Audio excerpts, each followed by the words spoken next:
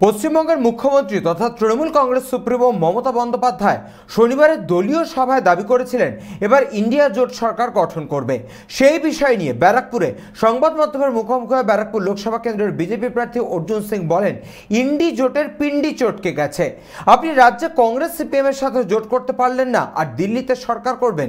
এছাড়াও তিনি তৃণমূল কংগ্রেসের সর্বভারতীয় সাধারণ সম্পাদক অভিষেক বন্দ্যোপাধ্যায় রয়্যাল বেঙ্গল টাইগার প্রসঙ্গেও কটাক্ষ করে বলেন, পার্থ চট্টোপাধ্যায়, মানিক ভট্টাচার্য, জ্যোতিপ্রিয় মল্লিক ছিল, কিন্তু এইসব রয়্যাল বেঙ্গল টাইগার কবে বিড়াল হয়ে গেল জানতেই পারলাম না। রয়্যাল বেঙ্গল টাইগারের নামের অপমান করা উচিত না বলেও এদিন তিনি মন্তব্য করেন। ইন্ডির পিন্ডি চটকে গেছে, এখনো সরকার করে না। নিজে এখানে কংগ্রেস সিপিএম সঙ্গে সমঝোতা করতে পারলেন না, উনি সরকার। উনি বলছেন যে সিপিএম কংগ্রেস বিজেপি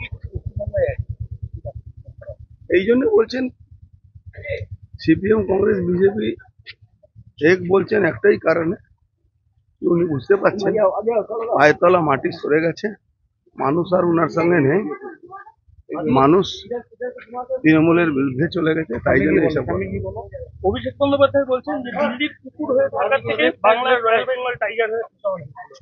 হ্যাঁ, রয়্যাল বেঙ্গল টাইগার তো পার্থ চ্যাটার্জিও ছিল, রয়্যাল বেঙ্গল টাইগার তো মানিক ভট্টাচার্যও ছিল, জ্যোতিপ্রিয় মল্লিকও ছিল। এসব রয়্যাল বেঙ্গল টাইগার কবে কবে বিড়াল হয়ে গেল জানতেই পারলাম না আমি। যাই হোক, রয়্যাল বেঙ্গল টাইগারের নামের অপমান করা উচিত।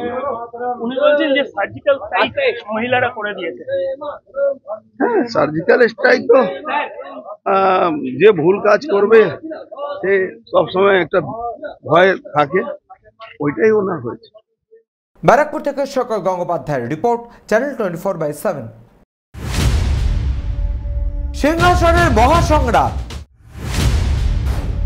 মসনদ দখলের লড়াই 2024 দেখতে চোখ রাখুন চ্যানেল 24/7 এর পর্দায়।